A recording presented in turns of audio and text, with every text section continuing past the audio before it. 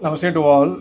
In Mundaka Upanishad, the Rishi says, Tatra para Rigvedo Yajurvedah Samavedo Atharvavedah Shiksha Kalpo Vyakaranam Niruktam Chando Jyotisham Iti Ata Parayaya Tadaksharam Adigamyate. So here the Rishi gives two types of information. The Rishi speaks about Tatra Apara. He speaks about Apara Vidya and he speaks about Para Vidya.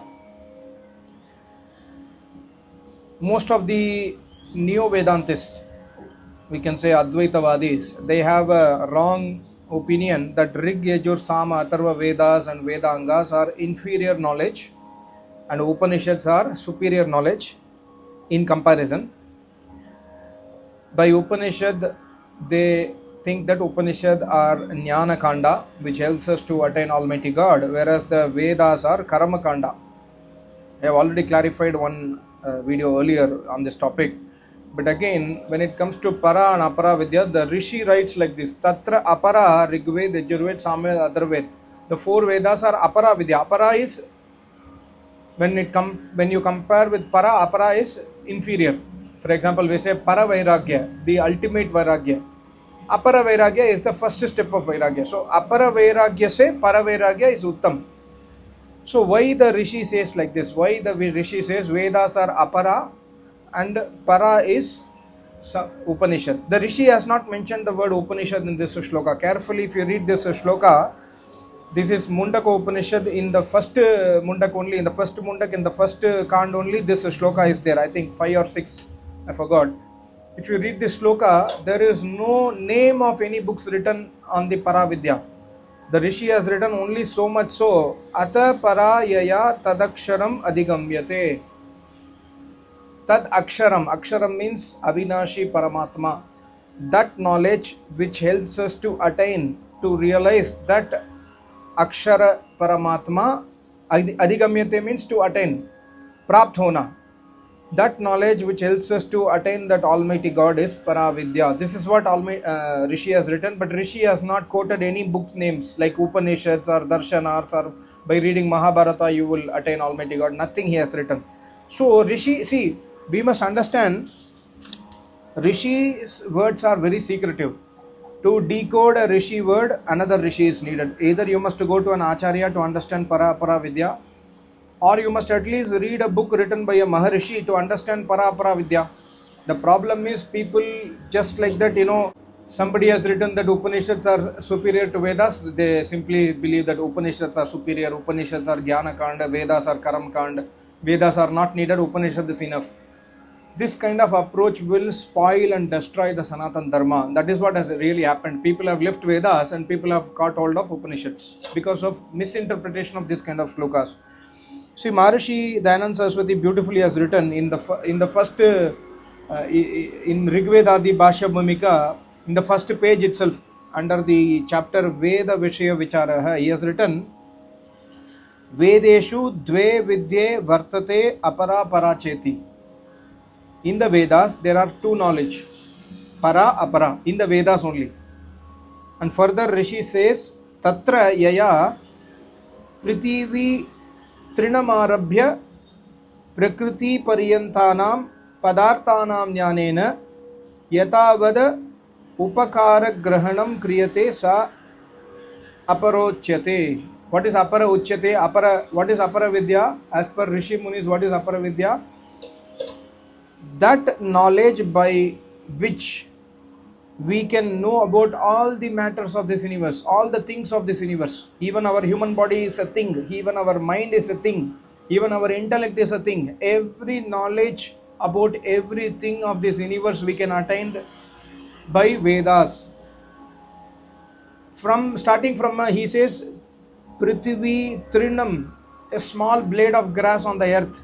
From that up to the universe, Prakriti, universe creation, Prakriti, every knowledge we can attain through the Vedas. And that knowledge which is mentioned in the Vedas, which speaks about this Vijnana, this science is called as Apara Vidya. Sorry, I just finished Havan, so it's still burning. So this is Apara Vidya. Apara Vidya speaks and gives us information about every material objects of this universe. Why it is needed? Maharishi says, Yatavad upakara grahanam. When you know the purpose of the human body, suppose when you know that this is why human body is given to us, we will utilize it properly. When you know the purpose of the mind and intellect and the why the universe gets created by Almighty God, when we know the purpose clearly, we will utilize it properly. So yatavad, because of Apara Vidya, we will utilize all the matter of this universe properly. Properly means what? To achieve the end goal of the life. What is the end goal of the life? To realize who I am, to realize who is the creator of the universe, to realize both Jivatma and Paramatma. That is the end goal of the human life. So how do we know ourselves? First of all, we must know I am not the body. I am not the body, I am not the mind, I am not the intellect. These are my bookish knowledge to you. This is not my realized knowledge. But then even otherwise, you must understand the bookish knowledge through the understanding of Vedas only. When you understand Vedas, Vedas says that you are not this body, you are not this mind, you are not the thinking, you are not the intellect, you are Jivatma. And Jivatma is Ajaramar Avinashi. Srimad Bhagavad Gita speaks about the same thing. Jivatma is eternal, it's unborn. Where from Sri Krishna got this knowledge? From the Vedas only. So that is called as Apara Vidya. Now the Rishi says in Mundaka Upanishad, Ata parayaya tadaksharam adhigamyate, by which one will know about that Paramatma, that knowledge. One will know means one will attain that Paramatma. How can we attain Paramatma? God has told only in the Vedas. See, this is a Upanishad shloka, and Upanishads are written by rishis. Mantra drishta iti rishi. Nirukta says, who is a rishi? One who has the vision of Ved mantras in Samadhi is a rishi. So obviously Mundaka Upanishad Rishi also has the darshans of Ved mantra in the Samadhi. So naturally he would have written whatever he has written based on the knowledge of the Vedas only. That's why in the shloka, Ata parayaya tadaksharam adhigamyate, he has not written any name of the books, because he has already quoted the name of the book. Actually Vedas are not books, but I am just telling for you to understand. Actually he has written already what is the name of the books. Rig, Yajur, Sama, Atharva. So Vedas contain both para and Apara knowledge is confounded by Rishi in this shloka, which unfortunately we are unable to understand. That's why Maharishi has clarified. For its proper use, you can utilize this universe properly when you know about it. So that knowledge is given in the Vedas. And further he says that knowledge by which one who can attain the Almighty God, one who can realize the Almighty God, one who can know about the Almighty God is the Paravidya of the Vedas. So Vedas speaks about Om. For example, God says, my name is Om. God says in the Vedas that what is my Swarupa, what is my Guna Karma Swabhava, how do I create the universe, why I create the universe. Why I create the universe is Apara Vidya. But who is that power which creates the universe is Paravidya. And how to attain that power is Paravidya. So when you go inside the Vedas, you can understand Ashtanga Yoga Abhyas, you can understand how to do pranayama by controlling your senses, by controlling our mind, by controlling our chitta vritti, we can realize Almighty God. This is Paravidya. So those portions of the Vedas, see, Para and Apara are mixed. Only a Rishi can separate it and give to us.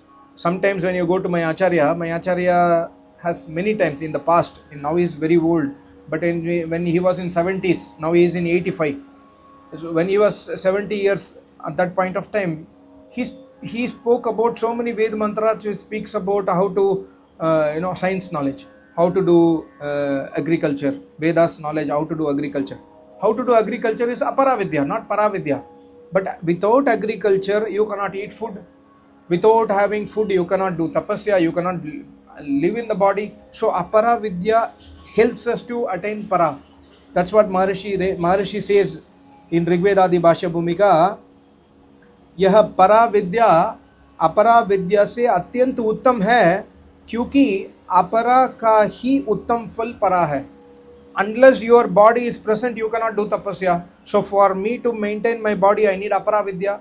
But just maintaining the body is not enough.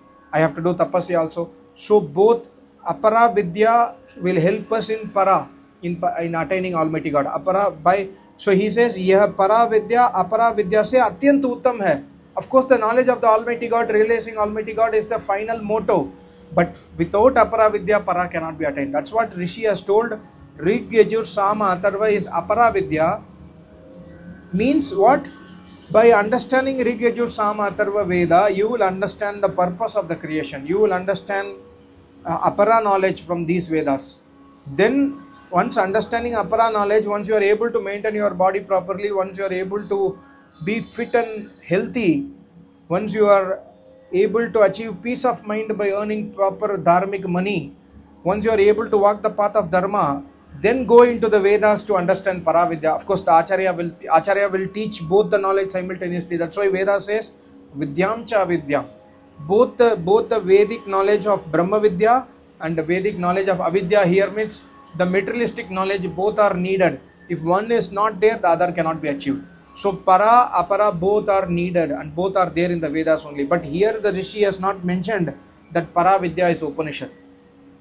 Because Para Vidya cannot be Upanishad. For example, somebody is giving you one glass of water, and that water is so tasty. It can happen, when you come to my Acharya's ashram, the water is so tasty, so beautiful, so pure. So, we say that, okay, where is the source of this water? I mean, this one glass of water is so much. We would like to understand where from you are getting this water. Then we say this is a borewell. This is the source of the water, right? So, one glass of water is like Upanishad, small glass of water. But the source of that Upanishad is Vedas. So, we need to go to the source. If the source does not exist, Upanishad cannot serve. One glass of water cannot come if the source does not exist. Today we have left out the source and we are consuming glass of water, and that glass is already contaminated because we have not given any respect to the source. So this we must understand very clearly. If Vedas are omitted and we just catch hold of Upanishads, can we get any knowledge in our life? We cannot get, because you have left the source, and that source is Almighty God's power who is guarding that. And of course with Upanishad you can understand some knowledge for sure, but the source of that knowledge is Vedas. By reading Upanishads, you cannot attain moksha. By reading Bhagavad Gita, you cannot attain moksha. By reading any other Rishi Pranit Granth like Mahabharata or Ramayana or Manusmriti or Yoga Darshana or Sankhya Darshana, you cannot attain moksha. Only by understanding Vedas, only by listening Vedas from Acharya and following and doing tapasya as per Vedas, we can attain moksha. So Vedas are the source. Vedas are both Para and Apara source. But that knowledge of the Vedas which speaks about the universe creation and the articles of the universe is Apara Vidya. That portion of the Vedas which speaks about the ultimate God is Para Vidya. So we must understand, utilize Apara Vidya to attain Para Vidya. Utilize the universe, utilize the human body to achieve moksha. This is the purpose of human life, and that is what we must understand by reading Mundaka Upanishad Shloka, because people have a very wrong understanding. Vedas are not needed. I just want the highest knowledge, which is Upanishad. Upanishad are not the highest knowledge. Upanishad contains some few knowledge. Let's say you go to a beach, you go to Marina Beach, if you know Chennai. You go to a beach. In the Marina Beach, there is like 1 kilometer walking stretch is there. And then in that 1 kilometer, you just take one sand grain in your hand. That is Upanishad. And that 1 kilometer stretch mud is Vedas. So Upanishad has so much little knowledge compared to the Vedas. Yeah, this grain of the sand has also come from that only. So grain of the sand might help you to realize that, okay, you see the source is there. So when you read a Upanishad shloka, first understand the source. That's why my Acharya's Gita, why I always praise my Acharya's Gita is, where is the source? How can Sri Krishna say that Jivatma is Ajar Amar Avinashi? Where is the proof? The proof is Vedas, because Sri Krishna also learnt Vedas from his Acharya, and Sri Krishna realized Paravidya, then he spoke. So, like today I am speaking, I don't have any realization, but I am speaking based on the bookish knowledge or the knowledge I have listened from my Acharya. But one day, when somebody attains Samadhi, he will have the realization of this knowledge inside Samadhi, and he will not realize Upanishad in Samadhi, he will realize Vedas in Samadhi, because Vedas emanate from Almighty God. So Para, Apara Vidya both are important. This shloka does not mean that Vedas are inferior to Upanishad. Upanishad, it's not the inferior superior. Upanishad gives us a very, very few information about Almighty God. The ocean of knowledge is Vedas. That we must understand. Thank you so much. Namaste. Om.